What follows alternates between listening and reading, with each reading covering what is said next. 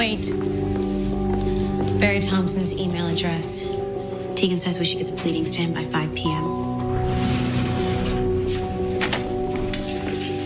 Consulting on President Hargrove's divorce case. You're working with the both of them? What happened? You emailed the wrong Barry. What? I'll pick them up tomorrow. You were supposed to send the countersuit to Raoul's lawyer, Barry Thompson, but you sent it to Barry Lewiston, the Middleton board member. He's coming. President Hargrove's on the phone with him right now trying to salvage your job. Good talk. Barry, please. It's a personal issue from the past. I promise I'm sober. I'm not a liability to the university. You always this bad. There is no reason the board needs to know about this. Barry, please. You do this on purpose? It was a stupid mistake. That's gonna cost me my children. Do you have any idea what that means? I would rather die, Annalise. I know. You have no children. You don't know what it feels like to lose them. Was she ever good at her job? People said she was an animal in court. Her closings were infamous. Now she's my grandmother trying to learn how to use a DVR. She's been through a lot. Are you defending her? No, I'm kidding.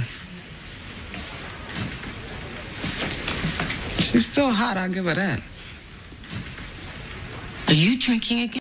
We need to subpoena Raul's therapist notes. You can do that? If Raul is claiming emotional distress, his therapist notes can prove that. I'm calling the judge.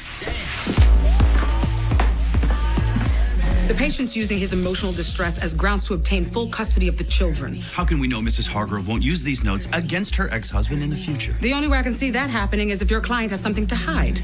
Does he? Attention, interns. These are our enemy's therapist notes. He goes several times a week. That's how weak he is. I go to therapy. You're opening your mouth, but all I hear is you wasting my time. Get to work, people. Find me my smoking gun.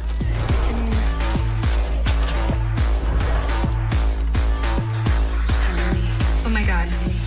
I think I found something juicy.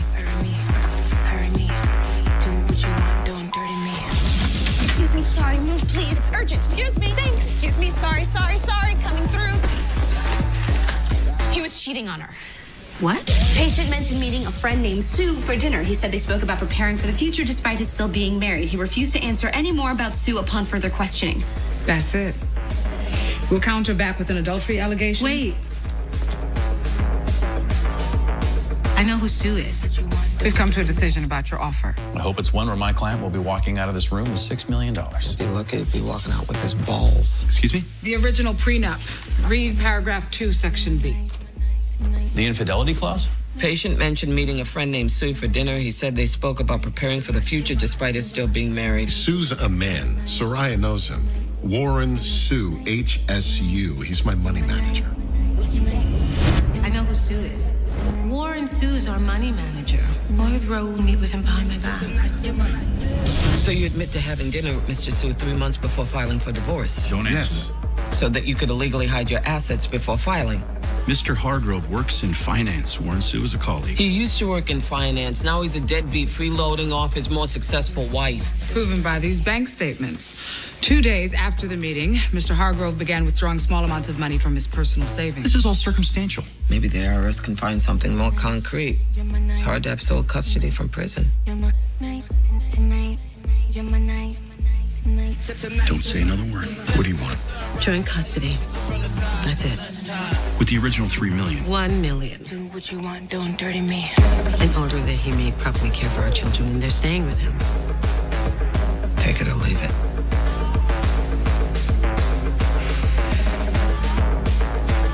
We'll take it.